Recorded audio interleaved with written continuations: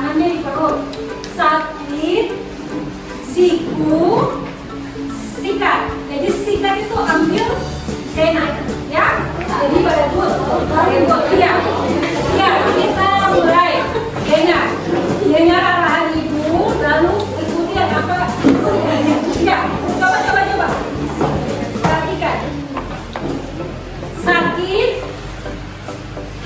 siku, sakit, siku, sikat. Ya,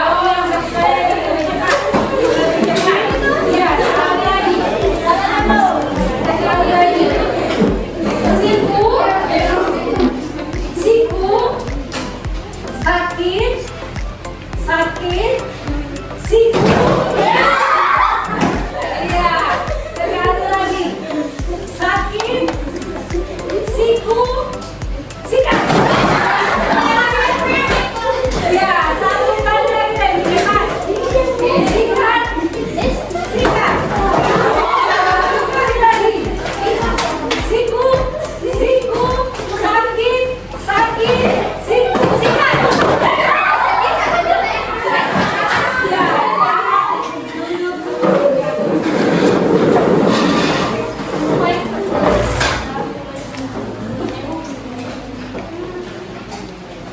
Ya, materi yang akan Ibu bawakan hari ini tentang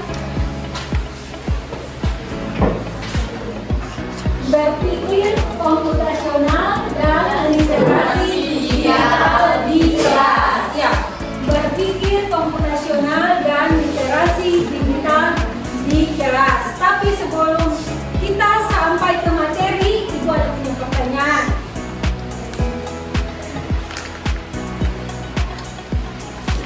Ya, apa itu berpikir?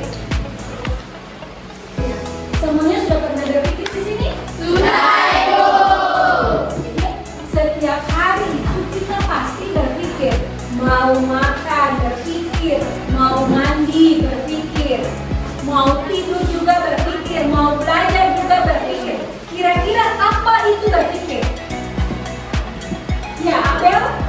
Berpikir adalah proses mental yang memungkinkan kita untuk mengemudian sekitar kita, memecahkan masalah, membuat keputusan, dan menciptakan ide-ide baru. Ya, upload dulu Abel. Ya, Ivi? Berpikir adalah menggunakan algoritma yang memproses informasi, mempertimbangkan, menimbang-nimbang, dan memutuskan sesuatu yang seringkali bertujuan untuk memahami dan merencanakan, memecahkan masalah, atau mencapai suatu kesimpulan atau pemahaman baru. Ya, upload dulu. Ya, jadi intinya berpikir itu kita dapat memecahkan masalah. Masalah yang lebih besar kita pecahkan menjadi lebih kecil. Makanya kita berpikir. Kalau bertindak, kira-kira bertindak itu apa? Ya, Anda? Bertindak adalah suatu perbuatan atau aksi baik secara fisik maupun mental sebagai respon terhadap suatu stimulus atau dorongan. Ya, upload dulu. Ya, ada lagi yang lain? Ya, Aca. Bertindak adalah perbuatan, kegiatan atau sesuatu yang dilakukan oleh seseorang atau suatu entitas yang mendasari kesadaran, tujuan dan maksud tertentu. Ya, upload dulu. Ada apa? Ya, Itulah yang bertindak adalah melakukan sesuatu perbuatan atau tindakan. ya, jadi bertindak itu kita melakukan. Ya, namanya juga tindakan. Bertindak, tindakan berarti kita melakukan. Ya, jadi berpikir, bertindak itu sudah setiap hari kita lakukan dalam kehidupan sehari-hari. Ya, tujuan pembelajaran hari ini, ya, tujuan pembelajaran hari ini murid menjelaskan apa itu berpikir komputasional. Dia mengidentifikasi komponen komputasional, menjelaskan pentingnya literasi digital, Dan yang keempat, menerapkan konsep berpikir komputasional dan literasi digital dalam kehidupan sehari-hari.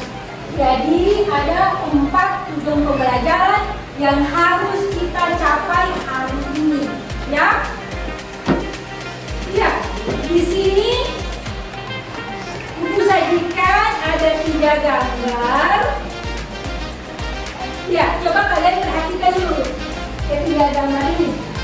Yang pertama ini kira-kira apa?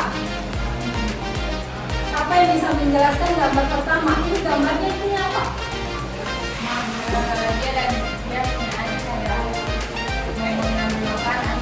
Ya, ada kedua anak kecil yang sedang membuat kue, ya. Kemudian yang gambar kedua, kira-kira apa yang gambar kedua? Nah, ada berbagai ibu-ibu, ada beberapa ibu-ibu yang sedang membuat kue, ya. Kemudian gambar yang ketiga, ini mesin pembuat kue di pabrik, ya. Jadi kira-kira ketiga gambar ini ada perbedaannya tidak? Ada. Perbedaannya apa? Ya, bagaimana ini ya? Perbedaan ketiga gambar ini kira-kira apa?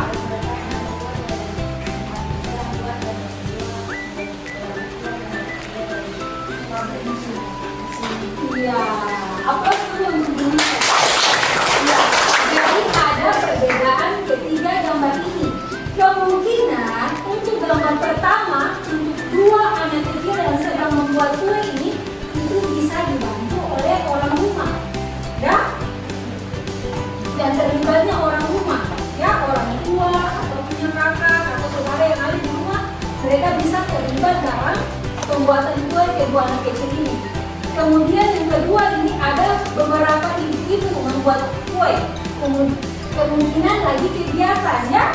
Karena kita bisa lihat di sini kuenya cukup banyak, berarti disajikan juga untuk banyak orang, ya. Kemudian yang ketiga ini mesin pembuat kue di pabrik, ya. Jadi ketiga perbedaannya. Jadi untuk mesin pembuat kue di pabrik itu bisa jangkauannya luas, ya. Bisa dijual di berbagai tempat.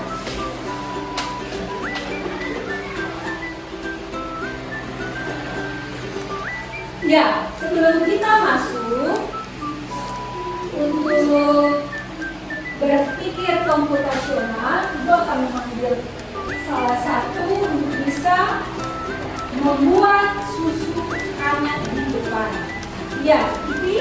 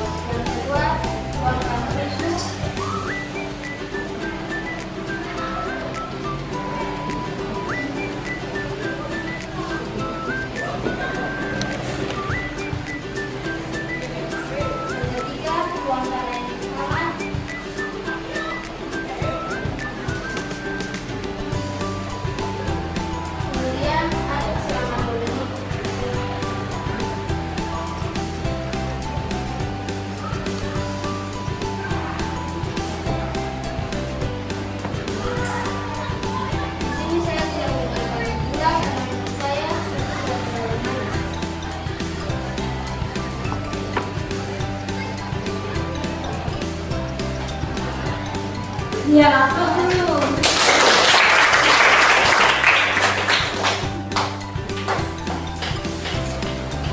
Ya, jadi tadi yang dibuatkan adalah susu hangat.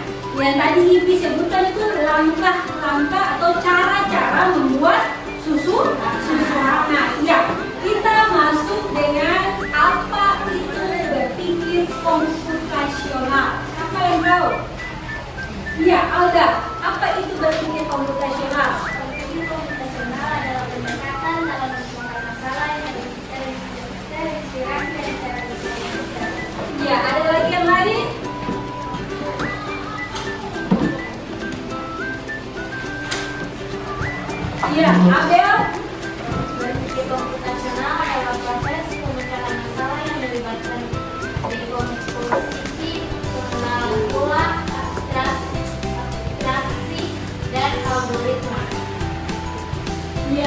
applause dulu untuk Abel dan ya, tadi yang dijawab dulu benar. Berpikir komputasional adalah metode pemecahan masalah dengan menerapkan teknologi ilmu komputer atau informatika, meliputi input, proses, dan juga output. Input itu kita membuat file di komputer. Ya, misalnya kita membuat tugas nih, kita buat file kan? Kemudian kita simpan data tersebut, kita simpan file tersebut. Jadi prosesnya kita simpan file tersebut di komputer. Kemudian outputnya itu yang tadi kita buat apabila kita inginkan untuk bisa melihat atau bisa memegang, itu kita dengan cara print dengan mesin print supaya hasil file yang kita tadi buat itu dia bisa terlihat, lihat hasilnya ya. Jadi ada input, ada proses data, dan juga ada output ya.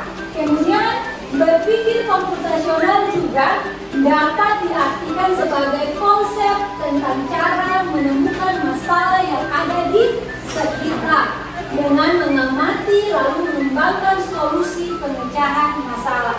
Jadi intinya berpikir komputasional ini dari masalah yang besar kita memecahkan dengan cara sistematis untuk menjadi lebih kecil. Jadi mencari solusi, ya, cari solusi untuk pemecahan masalah.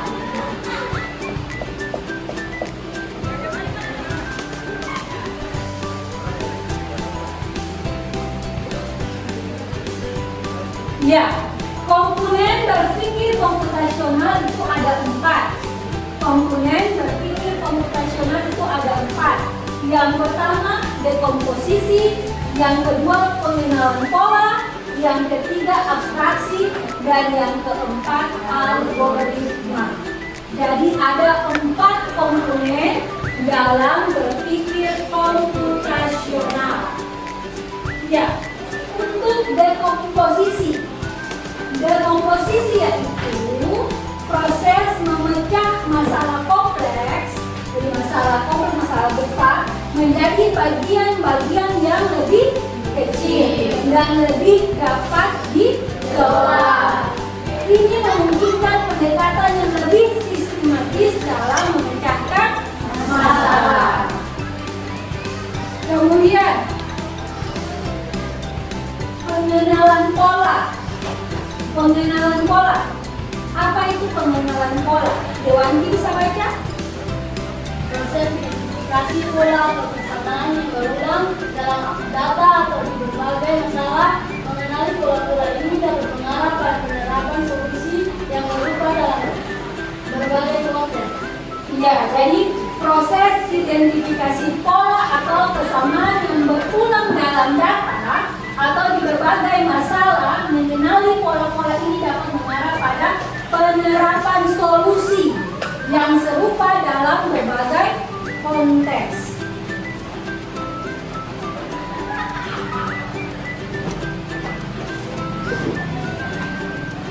Ya, abstraksi. Mike, boleh baca? Proses mengenali informasi yang tidak berubah menjadi dapat berkait untuk memecahkan masalah yang dihadapi. Ini memungkinkan pendekatan yang lebih efisien dan terarah. Ya, jadi abstraksi adalah proses menarik informasi yang tidak perlu dan fokus pada detail yang relevan, yang penting untuk memecahkan masalah yang dihadapi. Ini memungkinkan pendekatan yang lebih efisien dan terarah.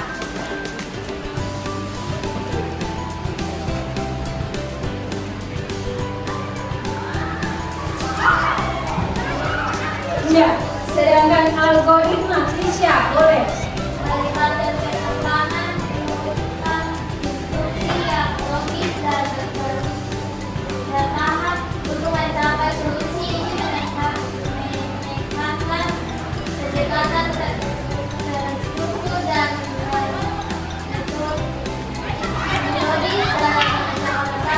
Ya, jadi algoritma melibatkan pengembangan urutan instruksi yang logis dan berakal untuk mencapai solusi. Ini menekankan pendekatan terstruktur dan metodis dalam memecahkan masalah. Jadi untuk berpikir komputasional, komputer itu ada 4 ya. Berpikir komputer tadi ada 4. Jadi intinya begini, kita menggunakan internet itu punya etika, ya, harus ada etika. Tidak serta-merta kita langsung menggunakan komputer tanpa harus kita ketahui. Kita melakukan misalnya membuat file di komputer itu kita menggunakan akun, ya. Kita menggunakan akun. Hati-hati, akun kita itu akun pribadi kita, ya. Kalau kita salah gunakan, berarti sudah semua orang yang ada di luar sana tahu tentang kepribadian kita. Ya, jadi ada etika untuk menggunakan internet.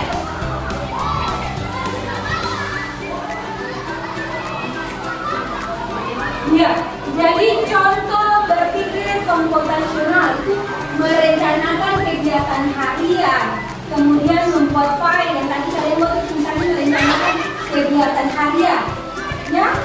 Misalnya kalian ingin menulis tentang catatan harian, misalnya jam 7 sampai jam 1 saya lagi berada di sekolah, kalian tuangkan di file kalian, ya, membuat file. Atau biasanya kalian di media sosial membuat blog harian, ya kan?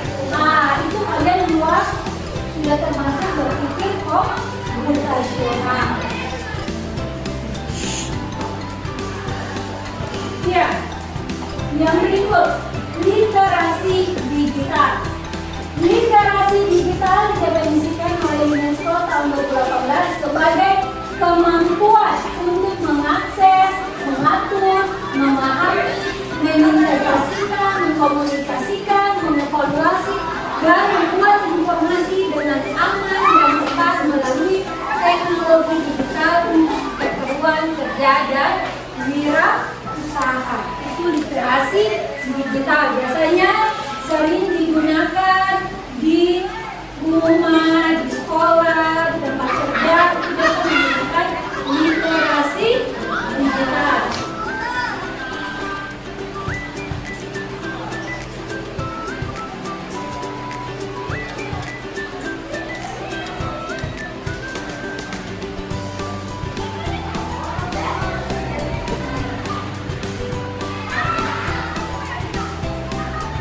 Ya, jadi apa itu kegiatan apa? Bisa dibilang kegiatan apa? Tadi pengertian literasi digital, jadi menggunakan kemampuan untuk memahami, kemudian mengevaluasi untuk pengamanan etika dalam dunia digital. Kemudian contoh literasi digital mencari informasi dari sumber terpercaya, kemudian menggunakan media sosial dengan bijak, kemudian mengatur privasi akun online, ya, supaya akun kita tidak dibaca. Kemudian mencari informasi yang terpercaya, ya, yang tiba-tiba lihat di TikTok, kemudian lihat di media sosial, di Facebook ada berita. Kita langsung serta-merta ambil berita itu, ya. Kita harus tahu dulu, cari tahu informasi itu dia benar tidak. Jadi cari informasi di media yang terpercaya atau sumber yang terpercaya. Nah, misalnya kejadian kemarin tuh, Menteri Keuangan hebat tidak? Hebat. Padahal itu hoax, itu bukan beliau, itu kecanggihan AI sehingga membuat berita seperti itu. Padahal kalau kita cerna, itu bukan beliau, karena dari cara bicaranya tuh seperti suara beliau, tapi gerakan bibirnya itu beda, ya. Gerakan bibirnya dengan katanya itu beda. Itu tadi kecanggihan AI. Kemudian juga mengatur privasi akun online kita, ya. Ya. Apa itu kegiatan unplug? Ya. Untuk kegiatan itu ada dua. Ya, ada plug dan unplug. Kalau plug itu dia menggunakan komputer. Ya, untuk AI itu kecerdasan AI itu juga ada plug, ada juga unplug. Jadi apa itu kegiatan unplug? Kegiatan unplug itu tidak menggunakan komputer. Dia tidak menggunakan komputer. Ya, seperti kita bisa bermain game dengan kertas atau dengan batu, dengan pena, ya. Nah, itu juga bagian dari unplug. Ya, untuk bisa melengkapi kegiatan hari ini, karena sudah duduk di masing-masing kelompok, Ibu akan bagikan LKS.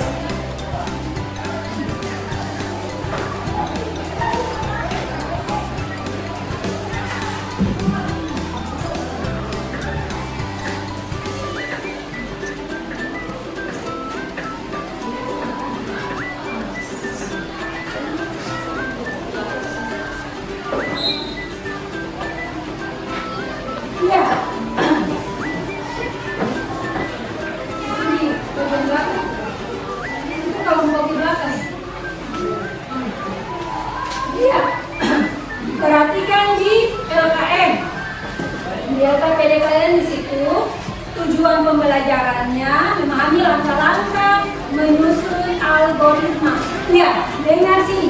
Kalau di berpikir komputasional atau tentang menggunakan AI sederhana, tadi langkah-langkah yang kita buat itu membuat sederhana itu disebut algoritma.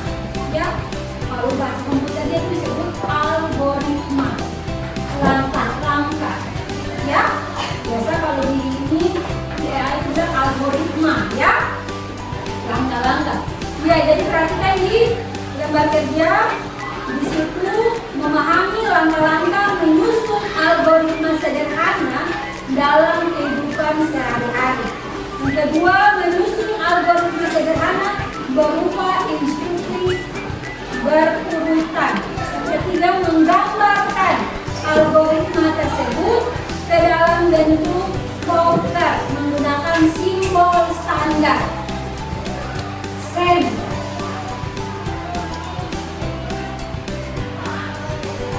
Ya, di situ ada pertanyaan pemantik. Nah, di situ ada kolom pertanyaan, ada kolom jawaban.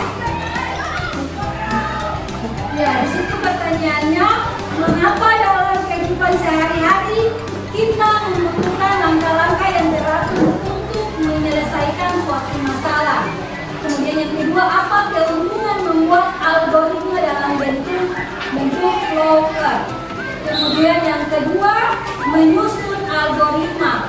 Jadi untuk kelompok yang di belakang itu dijadikan satu saja, ya, dijadikan satu saja. Jadi kelompok 1, kelompok 2, kelompok 3. Ya, lihat di situ menyusun algoritma. Tuliskan algoritma langkah-langkah. Jadi sini membuat kopi susu. Kemudian yang kedua itu membuat roti selai, dan yang kelompok 3 itu membuat mie instan. Jadi di situ ada dia punya algoritma. Tinggal tulis saja. Kalau di situ tulis di bagian belakangnya. Kemudian yang kedua itu ada buat flowchart dari algoritma yang sudah kami susun. Jadi gunakan simbol. Ada 3 simbol di situ. Oval, persegi panjang, dan juga belah ketupat. Oval itu untuk start, untuk mulai. Kemudian persegi panjang untuk proses, dan belah ketupat itu untuk keputusan. Ya, mulailah kerja sekarang.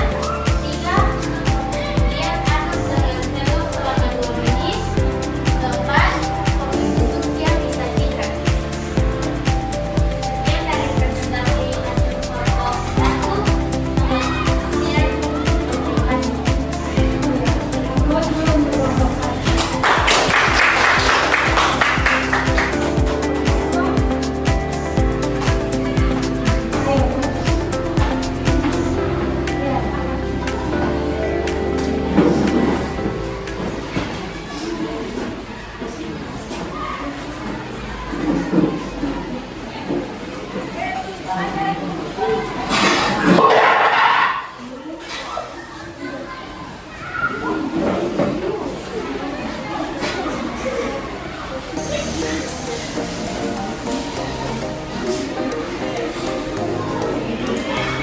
rombongan ibu guru terima kasih atas kesempatan yang diberikan untuk saya dan teman saya dan perwakilan dari kelompok 2 mempresentasikan materi kami.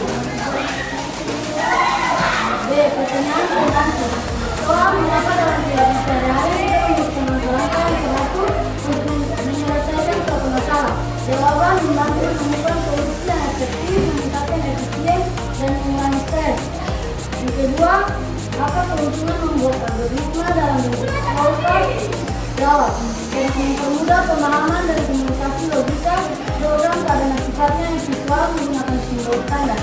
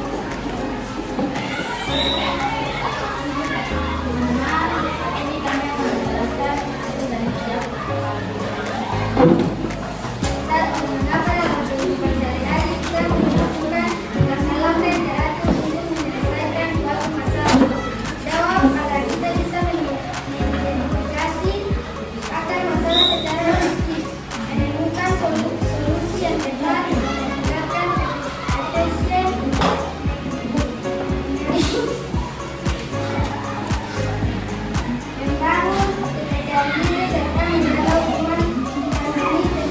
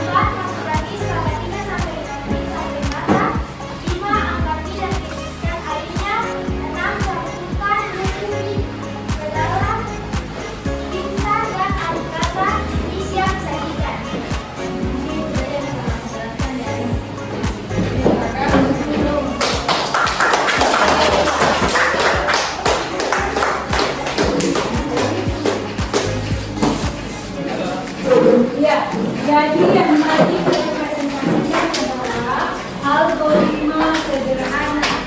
Ya, algoritma sederhana dalam kehidupan sehari-hari. Ya, jadi dari kegiatan ini kita bisa simpulkan bahwa saya bisa membuat kesimpulan dari belajar hari ini. Apa yang bisa membuat kesimpulan? Kesimpulan yang dapat diambil adalah memahami tentang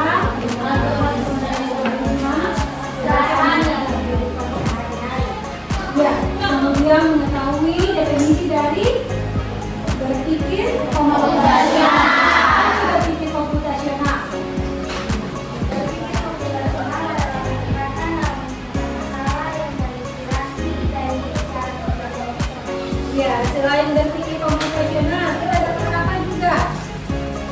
Mengetahui literasi digital. Apa itu literasi digital? Literasi digital merupakan pengetahuan dalam komputer dalam manfaatkan media digital seperti aplikasi, jaringan internet, dan lain sebagainya. Iya.